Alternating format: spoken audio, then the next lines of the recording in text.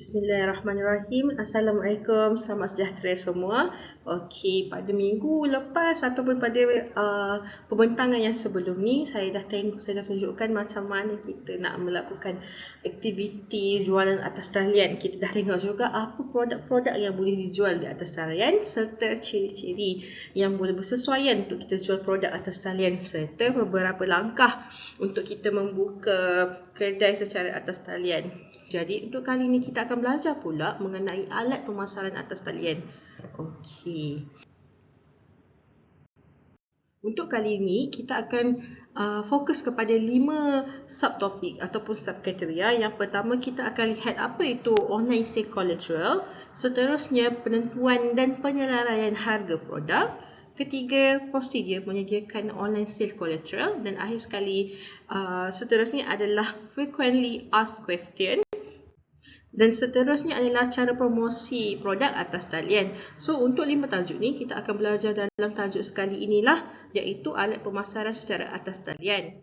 Jadinya, sebelum kita mulakan, kita kena kenal dulu apa itu online sale collateral. So, untuk pengetahuan, collateral itu sendiri bermaksud bahan-bahan ataupun cagaran yang digunakan atau dibangunkan oleh sesebuah organisasi untuk membantu dan mempromosikan proses jualan. Bersama juga dengan sebelum ni, kalau pernah perasan di CO kedua, kita pernah belajar mengenai marketing collateral, di mana alat-alat yang membantu marketing untuk melakukan promosi, untuk melakukan hebahan dan sebagainya. Sama juga function dia untuk online sale collateral, tapi dia adalah untuk membantu penjualan secara atas talian. Okey, ingat bila saya tanya apa itu online sale collateral, awak kena ingat iaitu bahan-bahan yang dibangunkan sesebuah organisasi untuk membantu dan mempromosikan proses jualan. Okey. Seterusnya, kita tengok pula, kita sambung lagi, okey. Online sale collateral lebih merujuk kepada bahan-bahan yang dibangunkan sesebuah organisasi untuk membantu dan mempromosikan jualan menerusi atas talian. So, dia sama juga dengan collateral yang sebelum ni, tapi dia dibangunkan secara online dan kegunaan dia lebih kepada penggunaan online lah, iaitu penggunaan di media sosial, e-commerce dan sebagainya. Seterusnya kita akan tengok pula peranan utama dalam sale collateral. So yang pertama, kenapa kita kena buat sale collateral ni adalah untuk membuat pengenalpastian lokasi untuk membuat iklan jualan atas talian. Seterusnya kita tengok kita ada juga senarai harga produk jualan atas talian, halaman AFQ untuk memudahkan pelanggan membeli dalam talian. Okey, seterusnya kenapa lagi kita kena buat marketing collateral untuk online sale? Yang pertama adalah sebagai alat bantuan jualan, iaitu tujuan dia adalah untuk buat usaha jualan lebih mudah dan berkesan. So, bila kita nak berjual, kita nak mudahkan urusan kita punya penjualan. Jadi kita kena tunjukkan gambar, flyers, kita kena adakan katalog dan sebagainya. Ini adalah alat-alat yang boleh membantu penjual ataupun seller ataupun dikenali sebagai tenaga jualan untuk membuat sale atau penjualan kepada customer ataupun bakal customer mereka. So selain pada itu, marketing collateral ataupun sale collateral ni berfungsi sebagai jenama syarikat. So bilanya kita nak tahu syarikat tu sangat terkenal ke macam mana, melalui sale collateral mereka. So bila sale collateral mereka meningkat, maka jenama mereka pun makin terkenal. Contohnya lah, kita ambil iklan-iklan di TV. Itu juga adalah salah satu sale collateral ataupun marketing collateral, di mana kita meningkatkan message tentang jenama, message tentang produk dan sebagainya. So dalam untuk mengenalkan jenama syarikat ni, kita kena konsisten, kita kena menggunakan maklumat-maklumat, alat promosi dan elemen hiburan. So barulah orang akan tengok. That's why lah kalau kita perasankan sekarang ni banyak sangat syarikat-syarikat dia makin ketengahkan apa dia buat sendiri dalam syarikat tu, produk tu keluar macam mana dan sebagainya. Itu adalah salah satu cara syarikat tunjukkan jenama mereka tu macam mana. Seterusnya, tujuan bahan-bahan pemasaran atas talian. Yang pertama adalah untuk memberitahu bakal pelanggan maklumat yang mereka perlukan sebelum membuat keputusan untuk membeli produk atau perkhidmatan anda. Seterusnya, kita ada juga dapat membantu pengguna untuk melihat secara terus produk ataupun perkhidmatan yang disediakan oleh organisasi. Dan akhir sekali, pengguna mudah untuk mendapatkan maklumat-maklumat berkaitan produk dari organisasi. Ini adalah 3 tujuan kenapa bahan-bahan pemasaran atas talian ataupun sales collateral tadi adalah sangat diperlukan oleh orang-orang ataupun syarikat. Dan akhir sekali, kita ada organisasi juga mudah untuk mengemaskini maklumat produk atau organisasi kepada pelanggan. So, maksudnya boleh diubahkan secara berkala. Kalau kita sediakan alat pemasaran ataupun bahan pemasaran ataupun sale secara bertulis ataupun secara tradisional, kita susah kena update. Sebabnya setiap kali kita nak update, kita kena update semua dan kita kena keluarkan kos yang agak banyak. Tetapi bila bahan-bahan pemasaran atas talian ni hanya kita update sahaja yang terbaru dan postlah kepada pelanggan-pelanggan kita. That's why kalau kita perasan kan, sekiranya ada perubahan harga, kita tengok perubahan harga, pemberitahuan, kebanyakan syarikat lebih kepada sediakan ataupun dia akan tunjukkan pada website dia ataupun laman sosial dia. Okay? So, sekarang ni kita akan masuk pula kepada jenis-jenis sale collateral. So, dia tiadalah sangat berbeza dengan marketing collateral, tapi dia mempunyai function yang sama tapi dengan tujuan yang berlainan lah. Okey. So, kita pergi lagi, apa itu collateral ataupun bahasa Melayunya cagaran. Jadinya cagaran ataupun collateral merujuk kepada bahan-bahan pemasaran fizikal atau elektronik. So, kita ada 2 jenis collateral lah di sini. Yang pertama, kita ada traditional sale collateral di mana ini adalah bahan-bahan yang perlu dicetak. Contohnya seperti bahan bercetak iklan, brosur, katalog, surat mail dan postcard. Manakala secara online pula, cagaran yang digunakan secara atas talian contohnya katalog produk, email, blog, banner, laman web dan laman-laman sosial. Okey, sekiranya dulu kita still lagi ada pecahan untuk collateral ni. Dulu kita panggil traditional sale collateral dan satu lagi adalah media massa collateral, di mana dia adalah agak berbeza, di mana untuk traditional collateral ni dia lebih kepada bercetak, tapi media massa tu pula adalah lebih kepada periklanan di televisyen, periklanan di corong-corong radio. Itulah perbezaannya. Tapi semenjak kedatangan adanya internet, adanya jaringan wifi dan sebagainya, maka datanglah kita sekarang ni online sale dia collateral ataupun dalam bahasa lain adalah digital material. Okey? Jelas? So, kita rehat dulu 5 minit. Okey, jadi sekarang kita nak tengok apa yang ada kat dalam collateral tu sini. So, first kita akan tengok yang seperti biasalah, kita ada brochure, presentation, produk data sheet dan kita juga ada produk white paper, di mana produk white paper ni berfungsi sebagai untuk mempromosikan produk ataupun pandangan syarikat kepada rakan kongsi dan pelanggan. Dan ini selalunya diberikan kepada rakan kongsi sebabnya sebagai satu cara untuk mereka tahu di manakah ataupun sejauh mana kita punya produk dah sampai. Okay, that's why kalau kita tengok kan, kebanyakan syarikat-syarikat besar akhir tahunnya dia akan keluarkan satu laporan apa dia buat tahun tu, apa dia capai. Boleh tengok dekat internet, banyak sangat contoh. Okay.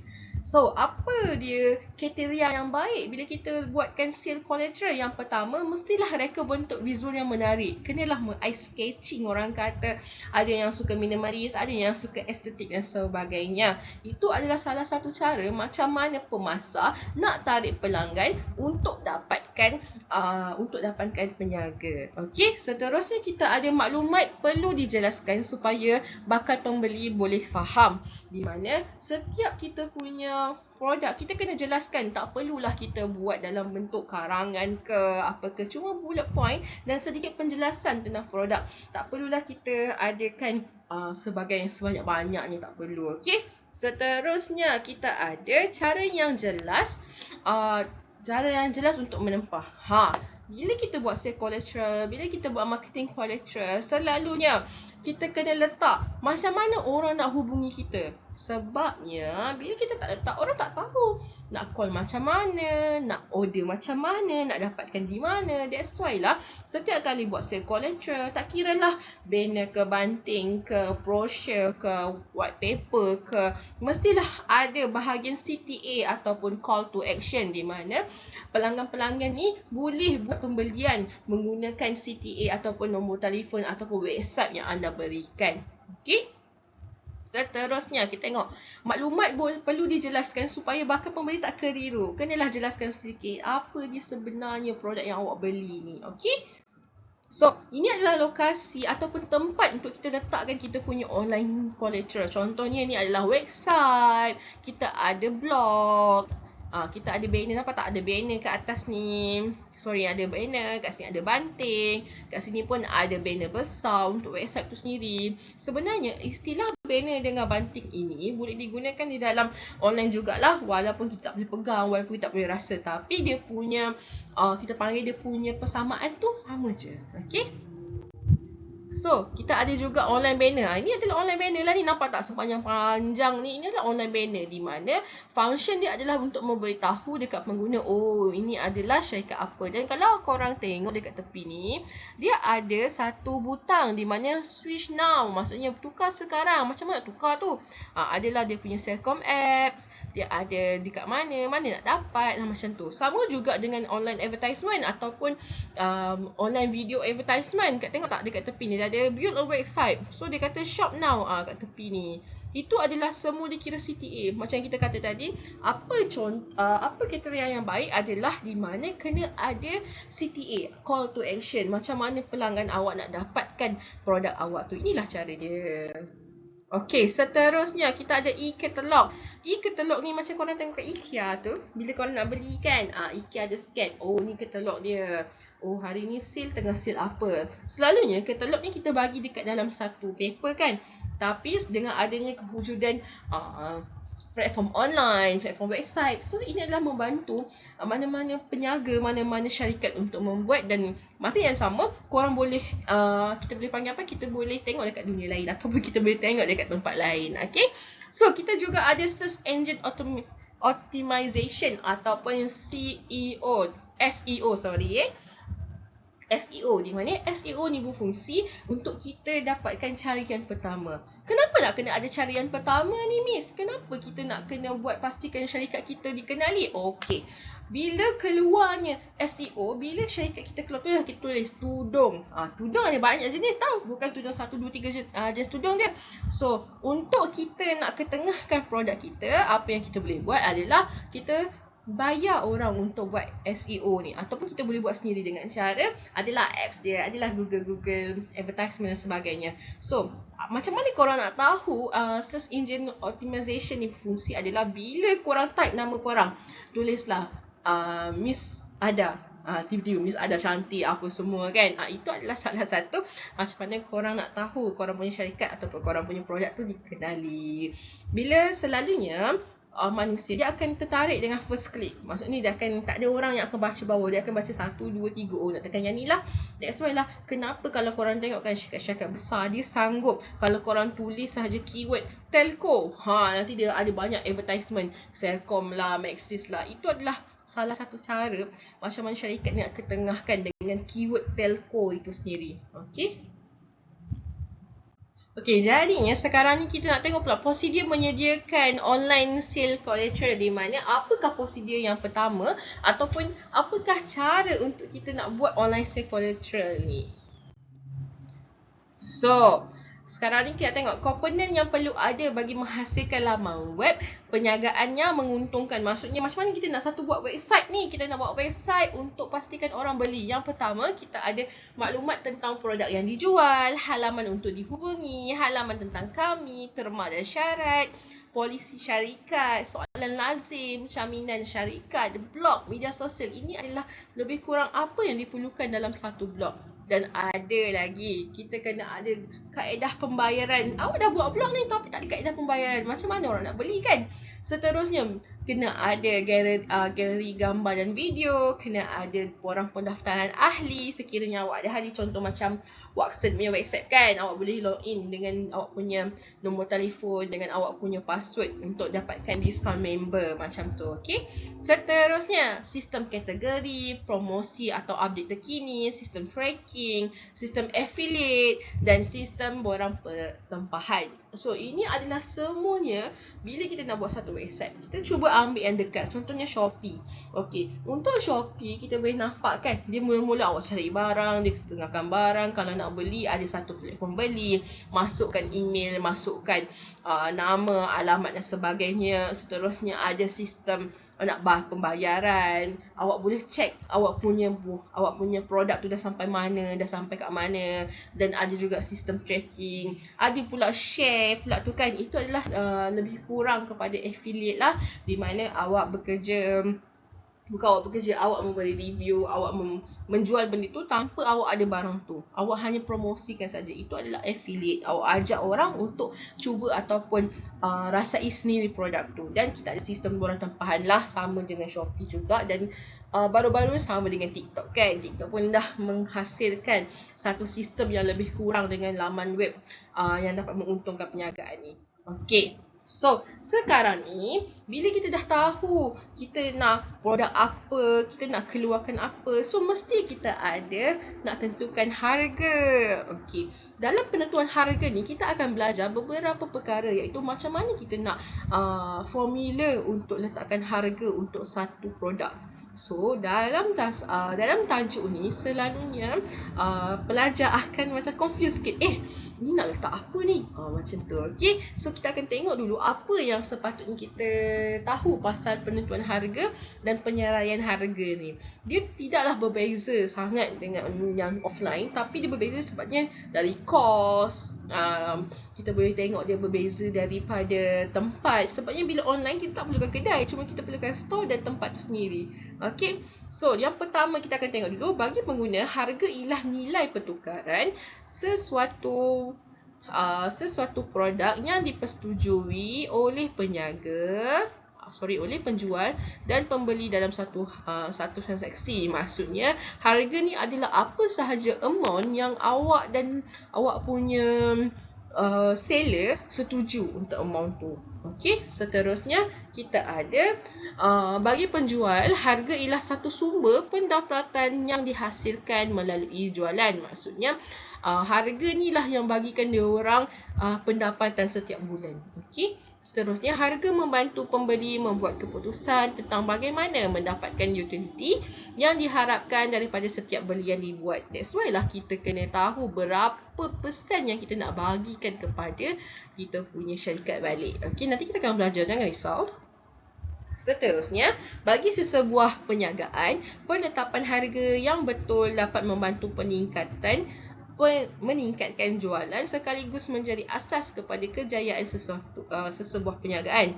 Dan akhir sekali, terdapat pelbagai kaedah dalam penetapan produk. Biasanya sesebuah perniagaan meletakkan harga berdasarkan sasaran jualan. Setiap tahun kita ada satu sasaran jualan tau. Ini adalah mana-mana syarikat pun dia mesti ada target dia nak capai. Jadinya selalunya apa syarikat buat adalah dia akan tetapkan harga berdasarkan sasaran jualan dia. Katakanlah dia nak 100,000 untuk satu bulan. So, berapa ringgit dia nak kena jual? Berapa ringgit dia nak kena tetapkan harga? So, ini adalah merupakan formula untuk kita tetapkan harga. So, kita ada kaedah yang dinamakan penentuan harga tokokan kos, di mana kaedah ini adalah harga sesuatu produk ditentukan dengan menambah margin keuntungan yang dikehendaki ke atas kos pengeluaran. Maksudnya kita keluarkan kos dan kita letakkan sedikit margin ataupun kita letakkan sedikit persen dekat dalam kita punya produk tu lah.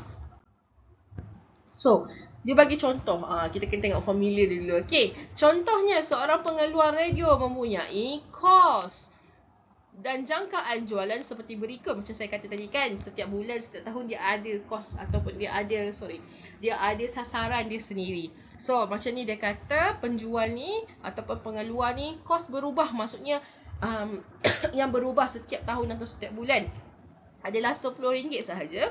Seterusnya kos tetap.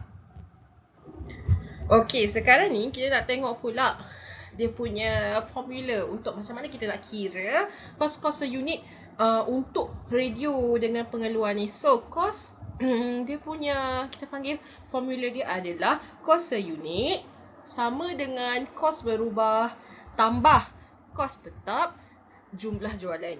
So untuk formula ni kita akan gunakan form macam ni, KS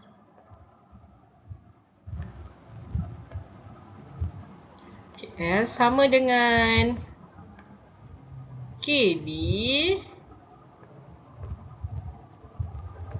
tambah KT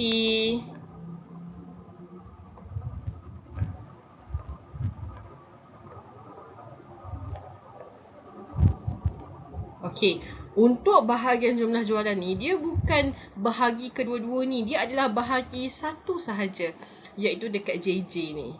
So, kena hati-hati bila kita nak masukkan formula ni. Formula ni kena ingat ya, sebabnya dalam quiz, dalam exam, selalunya soalan ni adalah soalan memang wajib masuk. Okey? So, ingat dekat dalam kepada KS sama dengan KB tambah KT bahagi dengan JJ. So, bila ada 3 ataupun lebih satu jalan kerja, yang pertama kita kena settlekan adalah sini dulu. So, kita masuk amount sama-sama. KS sama dengan KB. Okey, kita tahu. KS kita tak tahu kan? So, KS kita tak tahu. Kita namekan dia sebagai unknown ataupun X. So, sama dengan kos berubah. Berapa kos berubah yang diberi? RM10. So, RM10 dah masuk. Tambah dengan berapa kos tetap? RM300,000. Masuk RM300,000 dekat sini. Dengan berapa jumlah unit yang dijangka? Iaitu RM50,000. So, kita settlekan dulu. Kita kena settle yang dalam kurungan dulu. Okey, RM300,000 bahagi dengan RM50,000. Tolak satu, tolak lagi, potong. Kita potong kosong-kosong yang boleh dipotong ni. Sama dekat sini. So, saya tanya 30 bahagi dengan 5 berapa? So, ada 16 lah kat sini, sasar lah. 16 kan dia tulis. So, jadilah RM16. Ini tak settle tau. Ini baru kos seunit. Kita tak tahu lagi berapa harga tokokan yang kita nak tambah. Okey? So, kita dah bawa tadi RM16.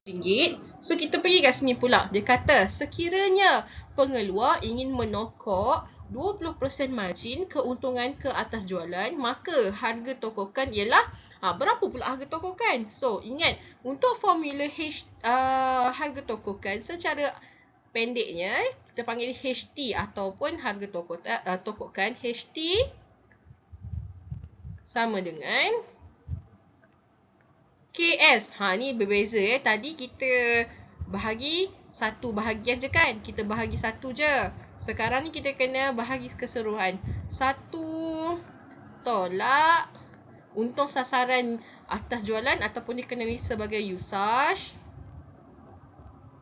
Sekejap ya. Miss pakai laptop.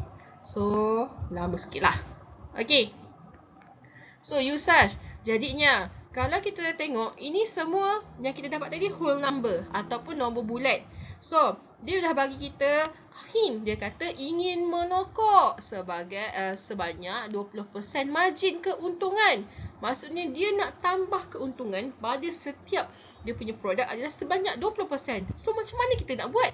Dia bagi kita dalam bentuk whole number.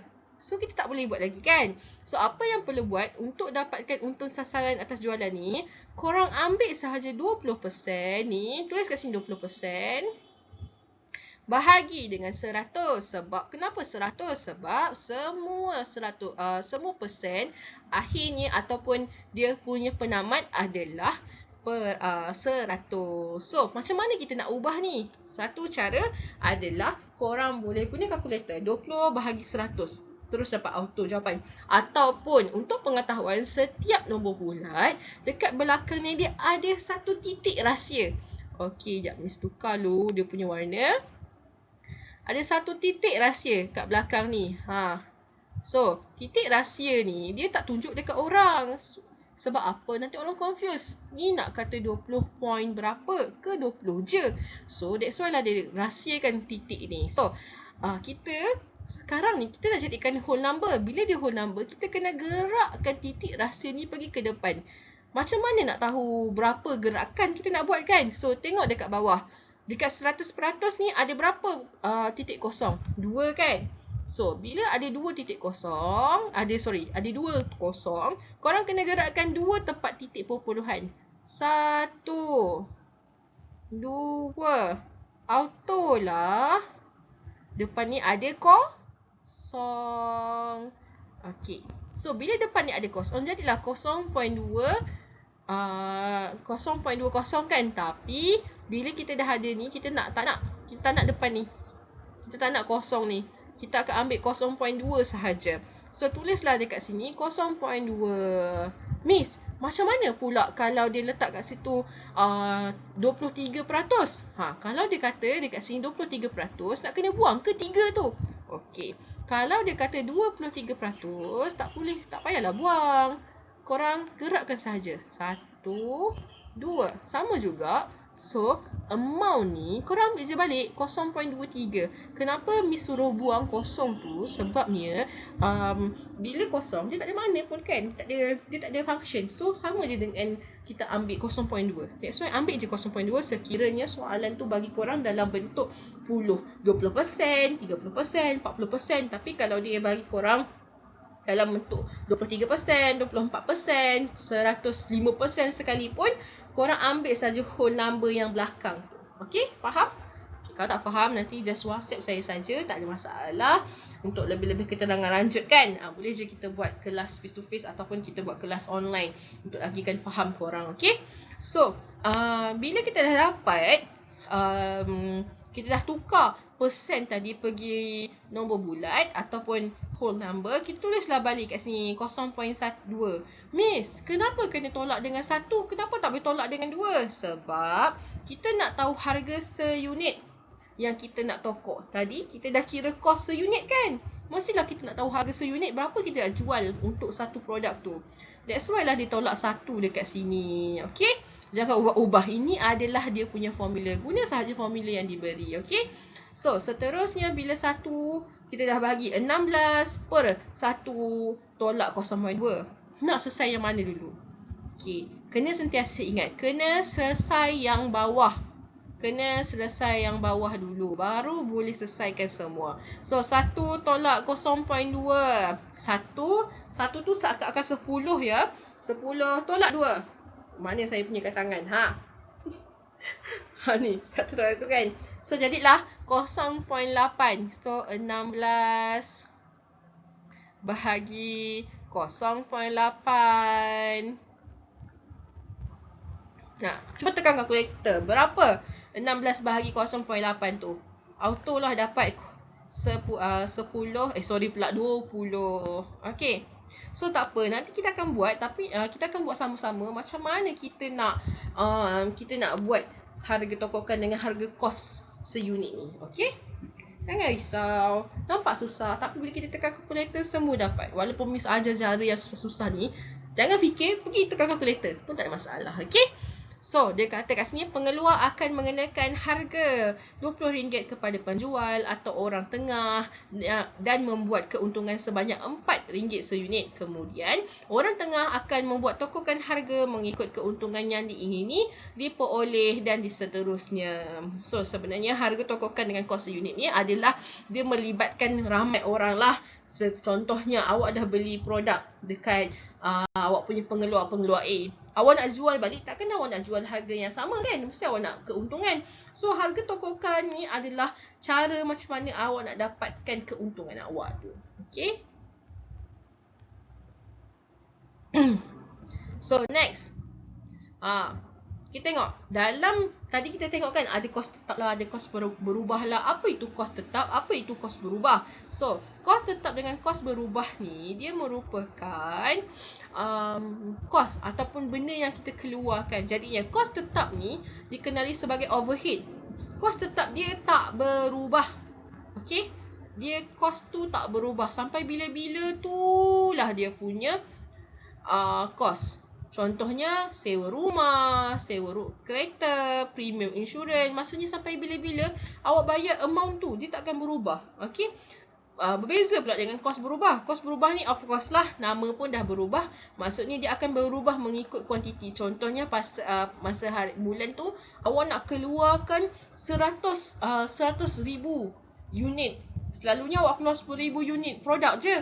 Tapi disebabkan hari tu bulan tu awak rasa bulan perayaan dan sebagainya, awak perlukan lagi tenaga buruh, tenaga kos, banyak lagi kos barang. So itulah bahan-bahannya ataupun barang-barang ataupun kos yang akan berubah. Kiranya semakin banyak produk keluar, makin banyaklah kos. Makin banyaklah kos bahan mentah, kos buruh, mungkin kena overtime, mungkin kena ada part time. That's why lah itu adalah kos berubah. Okey. Bila kita letakkan harga, ini semua yang kita kena tengok tau. Dia tak boleh kita main. Okey, aku beli RM13. Okey, RM13 je lah. Tak boleh tau. Awak kena letak betul-betul.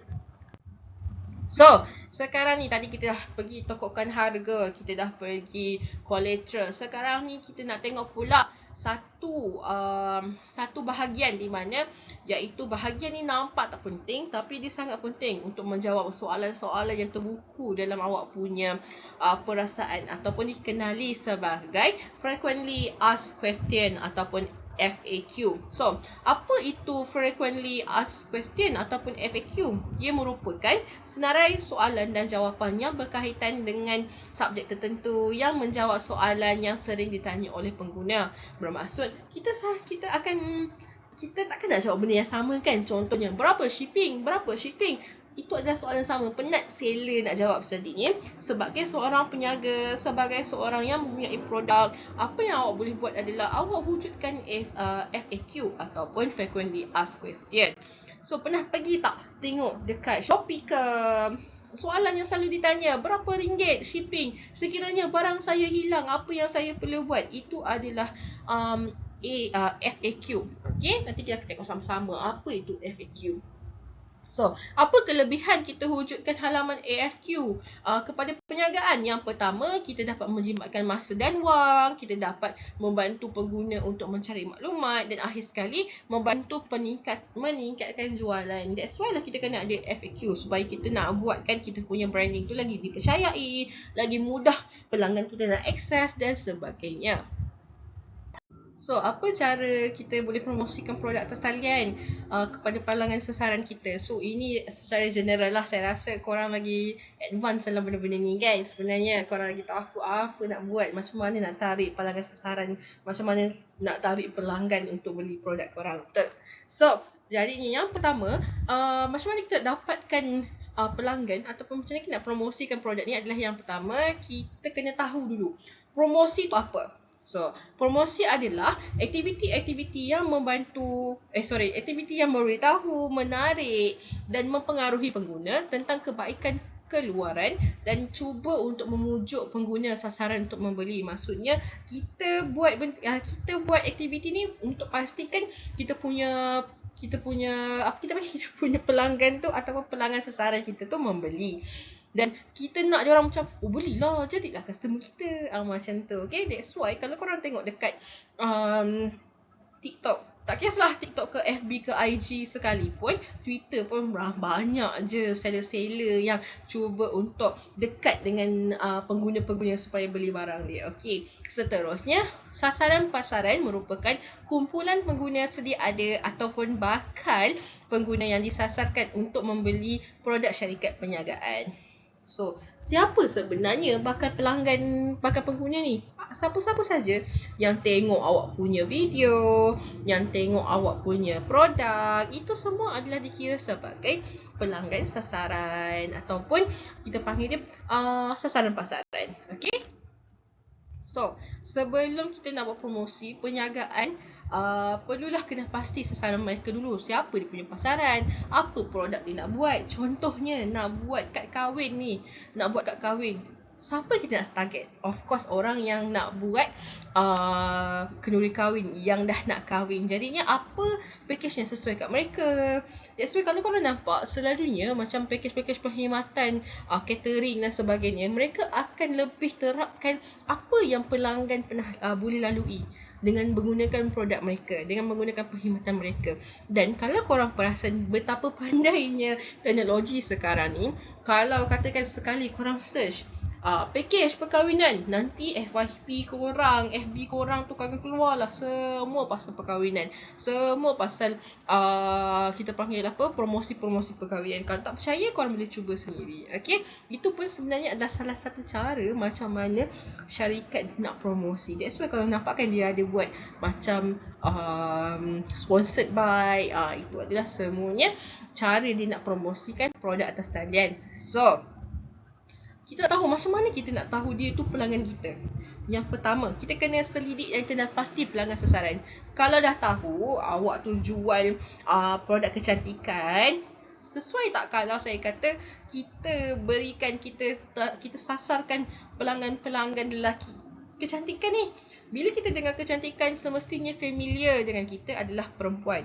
Jadinya pastikan korang punya sasaran pasaran, korang punya pelanggan itu sendiri adalah perempuan. Umur berapa pula? So korang kena tahulah umur berapa, kriteria pembelian macam mana, dia boleh beli on the spot ke, ataupun cara boleh beli tu dia simpan dulu ke. Itu adalah salah satu semua benda yang korang kena tahu bila korang dah kena pasti nak jual korang punya produk ni. Okay? Seterusnya, langkah kedua, menyelidik persaingan. Dalam online, bukan korang seorang sahaja ya yang jual produk tu, ramai lagi. Kita contoh, kita ambil yang viral lah masa zaman saya. Tak ada zaman saya, masa sekarang ni adalah kek tapak kuda. Kek tapak kuda ni, peniaga A ada, peniaga B ada, peniaga C ada, D ada, dan semua peniaga lah. Kalau boleh semua orang nak jual. Okay, so korang sebagai orang, katakanlah korang baru masuk dalam industri tapak kuda tadi tu, korang kena tahu dulu apa pesaing korang tawarkan. Barulah korang boleh buat promosi yang lebih daripada mereka. Janganlah buat promosi yang lebih kurang sama. Okay, kami ada tapak kuda terbang, kami pun ada. Buat something yang berbeza supaya pelanggan korang boleh pilih, oh kalau aku beli ni dapat ni lebih, kalau aku beli ni dapat ni lebih, macam tu. Okay, seterusnya langkah ketiga, promosi produk. Dalam promosi produk ni korang boleh gunalah apa-apa saja platform kau nak gunakan. Awak semua nak gunakan platform TikTok ke, FB ke, nak buat video pasal produk ke, nak buat drama produk ke, tak kisah, asalkan promosi ataupun aktiviti perjalanan produk tu berjalan. Okey, seterusnya adalah penempatan produk. Dekat mana korang nak tempatkan produk korang tu? Nak jual kat mana? Nak dapat kat mana? That's why lah, kalau korang tengok kan, peniaga TikTok, everyone is using the apa yang kita panggil beg kuning. Ya, beg kuning tu kan. So, itulah cara diorang tempatkan produk mereka. Dia dah tahu, okay, kalau aku buat video ni terus letak kat bawah tu, orang auto beli. Macam tu, okay. So, that's all for me. Jadinya hari ni saya nak minta korang just pergi ke internet, cari bahan-bahan promosi atas talian. Tak kisahlah katalog ke apa, screenshot dan hantar kepada saya. Nanti saya akan minta dan saya akan review. Untuk next class, kita akan tengok pula yang seterusnya lah. Kita akan belajar yang seterusnya, iaitu tajuk dia adalah kita nak bina website dulu. Tadi kita dah buat website kan. So kita akan bina website untuk kita punya amali. Nanti kelas seterusnya boleh bersedia dengan bahan promosi awak tu, dan kita akan belajar buat website bersama-sama. Tengok dulu saya buat, kemudian baru awak buat bersama dengan saya. Okay, thank you. Have a nice day. Bye. Assalamualaikum.